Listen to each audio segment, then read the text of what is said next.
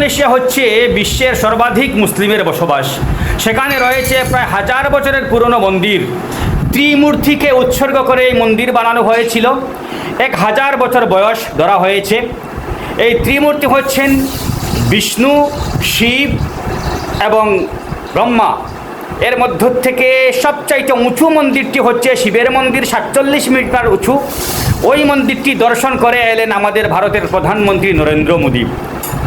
আমি তুলনা করছি যে আমাদের বাবরি মসজিদ যেটাকে শহীদ করা হয়েছিল তার বয়স মাত্র 446 বছর। কত? মাত্র 446 বছর ছিল বাবরি মসজিদের বয়স। সেই মসজিদটি অক্ষত আর থাকলো না। এটা আইন বলে দিয়েছে, আইনের হাত ধরে ওটা অন্যত্র চলে গেছে, কিন্তু এর আগে তাকে শহীদ করা হয়েছে, ভাঙা হয়েছে। কিন্তু বিশ্বের সর্বাধিক মুসলিম যে দেশে রয়েছে সেই দেশে অক্ষত রয়েছে 1000 বছরের পুরনো মন্দির। এবং যেই মন্দিরকে সংস্কার করার জন্য ওই সরকার, সেখানকার সরকার সরকারিভাবে এখানে বরাদ্দ দিচ্ছে, উদ্যোগ নিচ্ছে। যদিও নিজের দেশের আমাদের মসজিদের কোনো খবর নেই, কিন্তু ইন্দোনেশিয়ার মতো জায়গায় যেখানে বিশ্বের সর্বাধিক মুসলিমের বসবাস, সেখানকার মন্দির সংস্কারের জন্য আমরা এখান থেকে উদ্যোগ নিচ্ছি, এখান থেকে উদ্যোগ নেব। এটাই হচ্ছে ভারতবর্ষের ঐতিহ্য, এটাই হচ্ছে ভারতবর্ষের সংস্কার। তো আমি বলছিলাম যে হ্যাঁ, আমরা উদ্যোগ দিচ্ছি। ভারত সরকার যদি টাকা দেয় তাহলে আমাদের গাঁট থেকেও টাকা যাবে।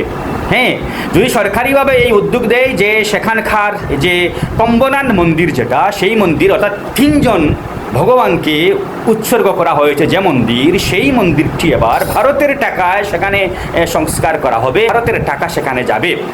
এর চাইতে গর্বের বিষয় আর কি হতে পারে? কিন্তু আমাদের দেশের প্রত্যেকটা মসজিদের নিচে এরকম মন্দির পাওয়া যায়, আর কোথাও পাওয়া যায় না, অন্যত্র কোনো জায়গায় পাওয়া যায় না, কোনো সরকারি সেক্টরে পাওয়া যায় না, কোনো ধরনের পরিত্যক্ত ভূমির নিচে মন্দির পাওয়া যায় না, কোনো ধরনের সরকারি সেক্টরে মন্দির পাওয়া যায় না, কোনো জঙ্গলে মন্দির পাওয়া যায় না। মন্দির পাওয়া যায় একমাত্র মসজিদের নিচে। আমি বুঝতে পারলাম না মসজিদের নিচে কীভাবে থাকে। আর্কিওলজিক্যাল সার্ভে অফ ইন্ডিয়া এটাকে কি বলবো, কিচ্ছু বলার নেই। যদি বলি তাহলে অভদ্র, কিচ্ছু বলার নেই।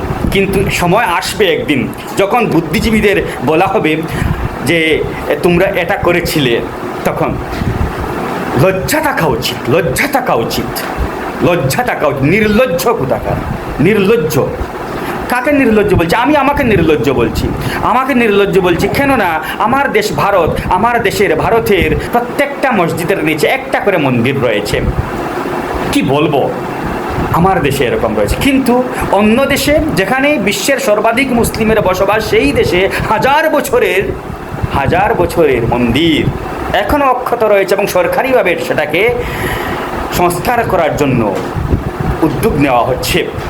ইউনেস্কো সেটাকে ওয়ার্ল্ড হেরিটেজ তকমা দিয়েছে। হ্যাঁ, ভারত সেখানে গিয়ে, ভারত মানে আমরা সেখানে গিয়ে আমরা মন্দিরের সংস্কার করব। কিন্তু আমাদের দেশের যে ধর্মীয় উপাসনালয় রয়েছে সে সমস্ত উপাসনালয়গুলোর কোনো খবর নেই। কেননা ওই সমস্ত উপাসনালয়গুলোর প্রত্যেকটার নিচে এক একটা মন্দির রয়েছে। মন্দিরগুলো ভেঙে ওগুলোকে বানানো হয়েছে, মসজিদগুলোকে বানানো হয়েছে। কাজেই আমাদের দেশে করা যাবে না। আপনারা জানাও, মন্তব্য করে কিছু একটা বলো। আমাকে দিয়ে আর কত বলাবে? কিছু একটা বলো, আরে কিছু একটা বলো।